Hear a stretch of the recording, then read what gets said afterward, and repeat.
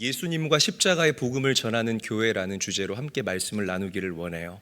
오늘 10주년 감사 예배로 하나님께 예배합니다. 지난 주일날 저녁에 자기 위해서 침대에 누웠는데 그 지난 10년 동안의 여정이 쭉 떠오르면서 제 마음에 감동과 감격이 있는 거예요. 눈물이 가득 고이더라고요. 그런데 누워서 눈물이 떨어지면 옆으로 떨어집니다. 그래서 베개가 다 이렇게 젖는다라고 그러죠. 그래서 얼른 눈물을 거두었는데 두 가지 때문에 제 마음에 기쁨이 있더라고요. 첫 번째는 지난 10년 동안 변함없이 같은 자리에서 우리에게 은혜를 베풀어 주시고 우리를 견인하여 주신 그 하나님의 은혜, 그 은혜가 얼마나 감사한지. 하나님은 가변적인 분이 아니라 한결같은 분이시고 내가 믿는 하나님의 성품은 신실하시다. 할렐루야. 자, 두 번째는 제가 또 이번 주에 사진을 쭉 정리해 보는데 거기 늘 같은 분들이 계시는 거예요. 우리 교회 성도님들 같은 모습으로 동역해 주시고 항상 같은 곳에 계셔 주신 우리 사랑하는 제일교회 성도들을 떠올릴 때 얼마나 감사하고 제 마음에 기쁨이 있었는지 모릅니다. 몇 년 전에 저희 교회 등록하신 한 권사님께서 이런 말씀을 하셨던 기억이 납니다. 목사님, 제가 이 교회 와보니까 예배가 그렇게 좋을 수가 없습니다. 아멘 세 분 하시네요. 처음부터 다 이런 건 여러분 눈치가 있어야 됩니다. 다시 할게요. 목사님, 제가 이 교회에 와보니 예배가 그렇게 좋을 수가 없습니다. 그래요. 아유, 엎드려 절받게 감사합니다. 근데 이분이 뭐라고 말씀하시냐면 목사님께서 성도들을 부를 때 사랑하는 제일교회 성도 여러분이라고 자주 부르더라고요. 그런데 그 그룹 안에 참 나도 들어갔으면 좋겠다라는 그런 마음이 들었다는 거죠. 오늘 여러분 다시 한번 새삼 불러보기를 원합니다. 사랑하는 제일교회 성도 여러분, 위기의 한국교회 안에서 이 인천제일교회가 남은 자의 사명을 넉넉히 감당할 수 있게 된 것, 그리고 세례 요한처럼 다시 오실 그 예수 그리스도를 가장 앞서서 외치는 그런 영적 선두주자의 사명을 감당하는 것, 그 제일교회의 성도라는 그 사실이 여러분들의 자부심이 되기를 바라고 여러분들의 큰 기쁨이 될 수 있기를 우리 구주 예수님의 이름으로 간절히 축원합니다. 자, 초대교회는 지금의 이 교회의 모습과 비교해 볼 때 외적으로 너무 보잘것없는 그런 교회였습니다. 교회 숫자도 적었고 교회 시설도 변변치 못했고요. 그렇다고 뭐 교역자가 많기를 합니까? 아니면 교회가 회전할 수 있는 시스템이 있기를 합니까? 그뿐만 아니라 그 당시의 성도들은 여러분들처럼 자유롭게 신앙생활을 하지 못했습니다. 신앙생활을 하기 위해서는 당신의 목숨을 걸고 신앙생활을 해야만 하는 그런 핍박과 박해 현장 가운데에서 그들이 신앙생활했다는 거죠. 정말 부러울 것 하나 없어 보이는 그런 교회 같지만 말씀을 읽고 묵상할 때마다 목회자로서 또 믿는 사람으로서 정말 부러운 교회가 바로 사도행전에 나타나고 그려지고 있는 초대교회다라고 저는 말씀드리고 싶습니다. 초대교회 안에는 예배 감격이 있었습니다. 예배할 때마다 성령 하나님께서 얼마나 강력하게 임재했는지 그들의 삶이 변하고 부서지고 그들 인생의 토양이 기경되고 경작되어지는 기가 막힌 역사가 일어나게 됐습니다. 기적이 일어났고 무엇보다 성도들이 코이노냐로 함께 교제하면서 가난한 자, 부한 자, 배움이 있는 자와 배움이 적은 자가 함께하며 서로를 뜨겁게 사랑하는 하나님 크기의 놀라운 역사가 교회 안에서 일어나게 됐다라는 거죠. 십자가의 복음이 성도들의 삶 가운데에 그대로 풀어지고 그대로 드러나는 역사가 초대교회 안에 일어났다라는 것입니다. 그래서 사도행전을 읽다 보면 날마다 구원받는 자의 수가 더하더라, 날마다 하나님의 백성들의 수가 왕성하여지더라라는 이런 기가 막힌 표현이 자주 등장하고 있음을 우리가 발견할 수 있다라는 거죠. 사랑하는 성도 여러분, 사도행전에서 이 초대교회의 모습을 저와 여러분들에게 그려내는 이유가 무엇입니까? 이런 교회가 있으니까 한번 감상해 봐라, 이런 의미에서 초대교회를 우리에게 보여주는 것이 아니라 지금도 하나님의 몸된 교회는 이래야 된다라는 진리를 성경이 저와 여러분들에게 증거하고 있다는 거예요. 할렐루야. 여러분, 초대교회 안에 이런 놀라운 부흥의 역사와 번영의 역사가 일어나게 된 것, 전적인 성령 하나님의 역사 때문이라는 사실을 믿으시기를 바랍니다. 건물 없죠. 성도들도 없죠. 뭐 내세울 게 없었어요. 핍박과 박해가 가득했죠. 그런데 그 환경과 형편과 사람을 뛰어넘는 성령 하나님의 역사가 강건하게 되니까 교회가 됐다라는 거예요. 여러분, 지금도 정답은 성령 하나님입니다. 성령 충만하셔야 됩니다. 그분을 인정하시고 그분을 환영하셔야 합니다. 그분이 여러분들 마음의 왕이 되셔야 할 줄로 믿으시기를 바랍니다. 그럴 때 한 사람이 움직이는 교회인 여러분들이 부흥을 경험하게 되고, 그런 부흥을 경험한 하나의 움직이는 교회인 우리 성도들이 모일 때에 주님의 몸된 교회가 부흥을 맛보게 되는 놀라운 역사가 반드시 일어나게 될 것이라는 거죠. 요즘에 사람들이 그래요. 교회가 안 된다. 하나님이 어딨냐. 야, 믿는 사람이 나보다 더하다. 그런 얘기들 굉장히 많이 합니다. 그런데 저는 그렇지 않다고 생각해요. 지금이야말로 성령 하나님께서 정말 강력하게 역사하시는 시즌이다라고 저는 확신합니다. 사랑하는 제일교회 성도 여러분, 교회는 세상의 유일한 희망이고 소망입니다. 아무리 눈을 씻고 찾아봐도 주님의 몸된 교회 외에 다른 대안을 우리가 세상에서 찾을 수가 없다라는 거죠. 사도행전 2장에서 역사하셨던 성령 하나님과 지금 우리가 살아가고 있는, 정말 달을 관찰하며 살아가는 이 최첨단 시대의 성령 하나님이 요만큼도 다르지 않다라는 이 진리를 명심하시고, 그분을 환영하시고, 인격이신 그분을 인정하시고, 그분을 여러분들 인생에 가장 앞세우며 살아갈 수 있는 깨어있는 성도, 지혜로운 성도, 영적인 성도가 될 수 있기를 우리 구주 예수님의 이름으로 간절히 축원합니다. 교회가 힘을 잃어가는 이유는 말씀대로 된다라는 믿음을 가진 성도들의 부재 때문이에요. 인본주의적인 신앙, 다시 강조하지만 우리가 믿는 하나님은 이해의 대상이 아니에요. 우리가 그 창조주 되신 하나님의 생각과 마음과 속을 어떻게 다 헤아리고 어떻게 이해할 수가 있겠습니까? 이해할 수 없지만 우리는 그 하나님을 신뢰하며 살아가야 합니다. 믿으시면 아멘 합시다. 이해의 대상이 아니라는 것, 이해돼야만 믿고 풀어져야만 믿는 그런 변질되고 오염된 믿음이 오늘날 교회를 힘없게 만든다라는 것이에요. 그러니까 복음의 능력이 교회 안에서 자꾸만 사라지게 된다라는 겁니다. 사랑하는 저희교회 성도 여러분, 말씀은 진리이신 하나님께서 하신 말씀이에요. 그 말씀이 내 삶 가운데 반드시 풀어진다라는 그 믿음이 우리에게 있을 때에 우리는 말씀의 열매를 수확하는 기가 막힌 인생을 살아갈 수 있게 될 줄로 믿으시기를 바랍니다.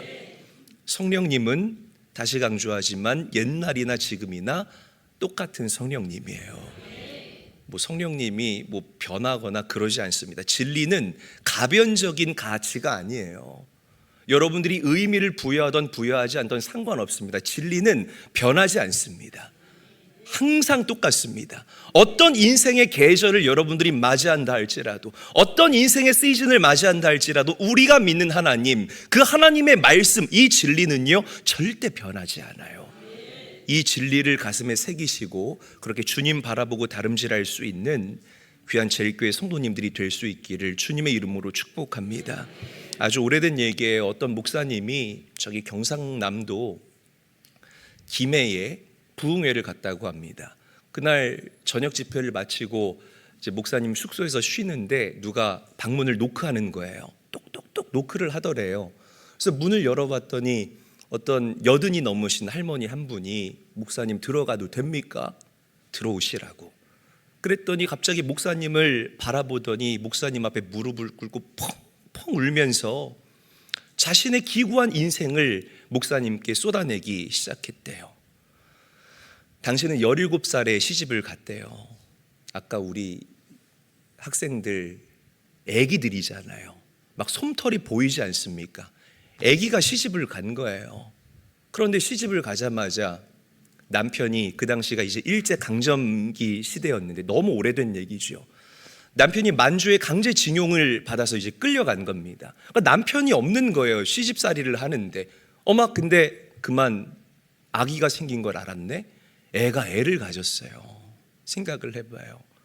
그러니까 이 어린 것이, 죄송합니다 이런 표현, 이 어린 것이 아이를 가졌으니까 이 시댁 식구들이 너무 불쌍하게 생각을 해서 이 17살짜리 새댁을 친정으로 다시 돌려보냈다고 합니다. 너 너네 집 가서 눈치 보지 말고 편안하게 살아. 그래서 이제 친정으로 갔는데 친정 식구들이 아무도 반가워하지를 않는다는 거예요. 왜? 그 당시에는 정말 먹고 살기 힘든 시절이었잖아요. 그런데 홀몸이 아니라 애까지 임신해가지고 오니까 이 친정 식구들이 이 새댁을 그냥 방치해 둔 겁니다. 그래서 아이를 여차저차해서 낳는데 어머, 글쎄 쌍둥이를 낳은 거예요. 지금이면 축복이죠, 여러분. 지금 워가 아니라 지금이면 굉장히 큰 축복입니다. 네. 출산 장려하는 저희 CBS 저를 막 불꽃 같은 눈동자로 쳐다보시는데 굉장히 큰 축복이에요. 그런데 이 친정 부모님들이 그래서 우리 딸이 애 낳았다고 그래서 한번 보러는 왔는데 어머, 쌍둥이를 낳으니까 그냥 보고 고개를 획 돌려버리는 겁니다. 먹을 것 없는데 입 하나 더 늘렸다고. 그래서 이 17살짜리 새댁이 어쨌든 살아야 되잖아요. 독한 마음을 먹어요. 어떤 마음을 먹냐면 젖을 한 명에게만 불리자. 그래서 젖을 한 명에게만 불렸어요. 그리고 한 아이는 방치해 둔 거예요. 그래서 이 아이가 결국에는 죽었습니다. 이 할머니 가슴에 담겨 있었던 비밀이었던 거예요. 이 할머니는 괜찮은 줄 알았어요. 그래도 나름대로 잘 살았다고 생각을 했습니다. 그런데 이 응어리가 어느 순간부터 이 할머니 마음 가운데 훅 하고 들어오기 시작하고 이 죄의 사슬이 이 할머니를 올가죄기 시작했습니다. 올가매기 시작했습니다. 아, 왜 이렇게 마음이 불안하지? 왜 이렇게 내 마음에 평안함이 없지?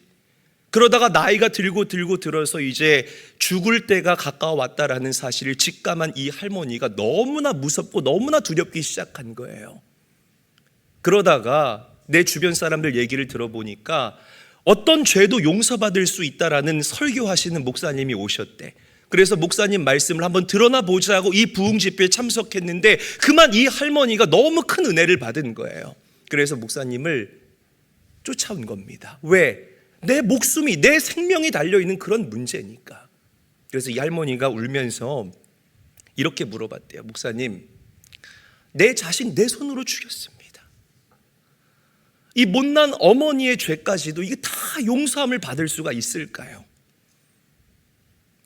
그러자 이 목사님께서 이렇게 얘기를 하더래요. 할머니, 저를 따라서 기도합시다. 그리고 기도가 끝날 때마다 큰 소리로 아멘이라고 선언을 해 주시기를 바랍니다. 반드시 그래야 됩니다. 그러면서 이제 할머니가 목사님이 할머니의 손을 잡고 기도하기 시작했다고 합니다. 이렇게 먼저 기도를 했대요. 너무너무 먹기 살기 어려워서 자식에게 젖을 주지 않아서 죽인 이 어미의 죄를 예수님께서 다 십자가에서 담당하시고 짊어지시고 죽으셨습니다. 여러분들은 아멘이 될지 모르겠지만 이 할머니가 따라하지를 못하더래요. 아멘을 하지 못하더래요. 막 대성통곡을 하기 시작하더랍니다. 목사님이 할머니를 붙잡고 흔들면서 깨우기 시작해서 할머니, 아멘 하셔야 됩니다. 약해지시면 안 됩니다. 예수님이 다 담당하셨습니다. 아멘 하셔야 돼요. 따라 하셔야 돼요. 그러니까 할머니가 겨우겨우 아멘이라고 외치더래요. 두 번째, 자식 굶겨 죽인 이 부족하고 못난 늙은이지만 하나님께서는 그런 나를 하나님의 자녀 삼아 주셨습니다.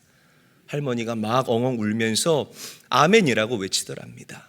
마지막 세 번째, 자식 죽인 이 어미의 죄, 이 애미의 죄, 이제는 하나님께서 다 용서하셨으니 기억조차 하지를 않으십니다.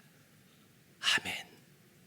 그러면서 이 할머니를 끌어안고 목사님이 마무리 기도를 하셨어요. 하나님, 이 딸의 죄가 주홍같이 불타일지라도 그 죄를 예수님께서 십자가에서 짊어지시고 죽으시고 부활하신 그 은혜를 이 딸이 힘입었사오니 이제는 죄의 종노릇하지 않고 하나님의 자녀답게 자유함을 누리며 살아가게 하여 주시옵소서. 예수님의 이름으로 축복하며 기도합니다. 아멘. 그렇게 이 할머니랑 헤어졌다고 합니다. 그런데 들리는 소리에 의하면 그때부터 이 할머니 주변에 기가 막힌 변화가 일어났대요. 한 번을 웃지 않았던 이 할머니와 교제한 지 40년 지난 한 세댁이 이렇게 얘기를 하더랍니다. 아니, 그 할머니가 이제 웃어요. 나 그 할머니 무슨 일 일어난 줄 알았어요. 이제 웃어요. 아유, 웃어요. 웃으니까 이 할머니가 이렇게 미인인지 내가 또 이제 또 처음 알았네. 또 미인이라니까 또 싫어요, 여러분. 아멘 좀 해요. 할렐루야. 그래요. 십자가의 은혜로 죄 용서함을 받으니까, 그 믿음과 확신이 생기니까 마음 깊은 곳에서부터 자유함과 기쁨이 이 할머니를 압도하는 기가 막힌 역사가 일어나게 된 줄로 믿으시기를 바랍니다. 여러분, 제가 이 말씀을 왜 드렸을까요? 교회는 예수 그리스도와 그분의 십자가의 죄사함의 복음을 끊임없이 많은 사람들에게 증거하고 선언하는 교회가 되어야 합니다. 이게 교회의 존재의 목적이에요. 그 다음부터 사회구원과 이런 것들이 다 의미가 있는 것이라는 거죠. 여러분들에게 질문 드려보고 싶습니다. 여러분들 인생의 본질 중에 본질이 뭔 줄 아십니까? 내 죄가 십자가에서 이미 다 처리되었는가? 아니면 여전히 나는 그 죄의 잔재에 찌들어서 이 땅을 살아가는가? 이 본질 앞에 우리가 확신에 찬 음성으로 대답할 수 있어야 된다라는 거예요. 내 죄가 다 이미 십자가에서 처리가 되었습니다. 이 대답이 여러분들에게 없으면 여러분들이 누리는 물질, 배움, 여러분들의 취미생활, 여러분들이 살고 있는 그 넓은 집, 요만큼도 의미가 없는 것입니다. 왜? 그 인생의 마침표를 찍는 순간 우리는 지옥행이기 때문이라는 거죠.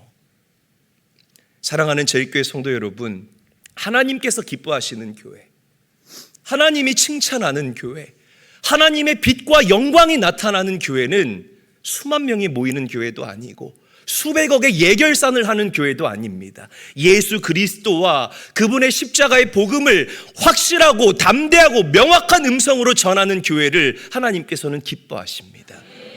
아멘. 그런 교회와 성도들을 하나님은 기뻐하신다는 거예요. 여러분, 이런 예를 한번 들어볼게요. 어느 당뇨병 환자가 의사를 찾았대요. 그런데 이 의사가 당뇨병 환자에게 그랬대요. 당뇨네요. 굉장히 심각한 당뇨입니다. 그런데 환자분 기뻐하세요. 이 당뇨가 있어도 정상인처럼 살 수 있는 한 가지 방법이 있습니다. 그것은 인슐린을 투약하면 됩니다. 여러분, 복음이잖아요. 맞아요? 맞지요? 네. 인슐린을 투약하면 산다는 게 복음이에요? 아니에요? 그래요. 네, 마음대로 하십시오, 여러분. 인슐린을 투약하면 삽니다. 그런데 이 환자가 갑자기 의사 선생님에게 막 반발을 하는 거예요. 선생님, 그 어떻게 맨날 그 번거롭게 인슐린을 이 배에다가 꼽고 다닙니까? 저 인슐린 투약 안 하고 그냥 타이레놀 먹으면 안 될까요? 타이레놀도 약이잖아요. 제가 지어내는 픽션이에요. 좀 들어봐요, 여러분. 그러자 의사 선생님이 이 당뇨병 환자에게 이렇게 얘기합니다. 안 됩니다. 당뇨병을 치료하려면 반드시 인슐린을 투약해야 됩니다. 그러니까 이 환자가 갑자기 의사 선생님한테 화를 내기 시작한 거예요. 야, 이분 완전 앞뒤 꽉 막힌 사람이네. 아니 선생님, 지금 때가 어느 때인데 꼭 인슐린만 넣어야 된다 그래요. 이분 답답한 분이네. 아니, 타이레놀 약이 아닙니까? 이 세상에 좋은 약이 얼마나 많은데 나 이 병원 도저히 짜증나서 못 다니겠어. 그러면서 그만 그 자리를 박차고 나갔대요. 질문 드려보겠습니다. 대답 좀 잘 해봐요, 여러분. 쉽게 질문 드려볼게요. 이 당뇨병 환자에게 꼭 필요한 약은 인슐린입니까? 인슐린이죠. 당뇨병 환자가 정상적으로 살기 위해서는 이 인슐린이 절대적 필요예요. 한번 저를 따라합니다. 절대적 필요. 다시 한번 따라하죠. 절대적 필요. 그래요. 이 절대적 필요라는 키워드를 여러분들이 가슴에 각인할 수 있어야 돼요. 당뇨병 환자에게 있어서 인슐린은 먹어도 되고 안 먹어도 되는 선택사항이 아니라 반드시 필요한 절대적인 필요라는 것이에요. 죄인인 우리에게도 마찬가지입니다. 왜 예수님께서 인카네이션, 성육신을 하셔서 이 땅에 오셨습니까?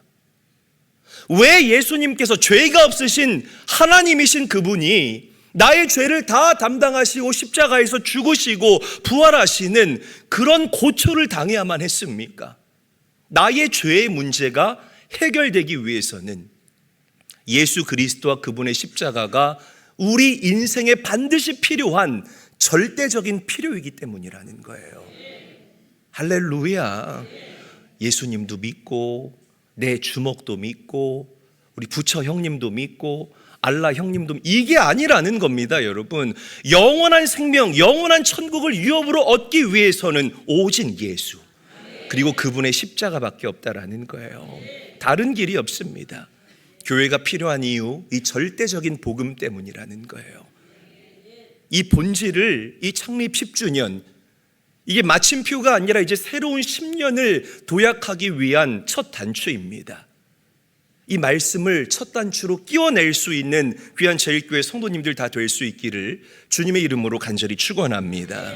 많은 교회가 이 복음의 본질을 잃어버리고 있어요. 성도들 눈치 목사가 살살 보면서 이런 표현 써서 죄송합니다. 성도들 귀 간지럽히는 기복적인 메시지로 성도들 안심시키고 헛된 평안함을 심어주는,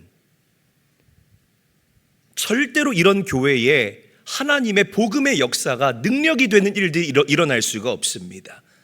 예수 그리스도와 그분의 십자가와 회개와 천국과 지옥에 대한 이 본질적인 메시지가 해결되고 나야 은혜와 축복도 여러분들에게 진정한 은혜가 진정한 축복이 될 수 있다는 이 진리를 반드시 기억하시기를 바랍니다.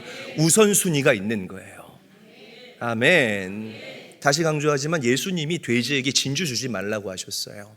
왜? 그 돼지가 진주를 상하게 할까 봐 내가 두렵다라고 예수님은 말씀하십니다. 사랑하는 제일교회 성도 여러분, 오늘 창립 10주년이지요. 새로운 10년의 시작이기도 합니다. 이 정말 순수한 복음으로 여러분들 인생의 첫 단추와 여러분들 가정의 영적인 문을 다시 한번 다지고 다시 한번 점검할 수 있게 되시는 귀한 은혜가 우리 성도님들에게 있기를 원합니다. 저는 우리 제일교회 성도님들이 이 본질을 목숨 걸고 사수할 수 있는 성도들이 됐으면 좋겠어요. 누가 여러분들에게 물어보거든 명확하게 예수님과 그분의 십자가의 복음을 앞세우면서 나는 자유합니다.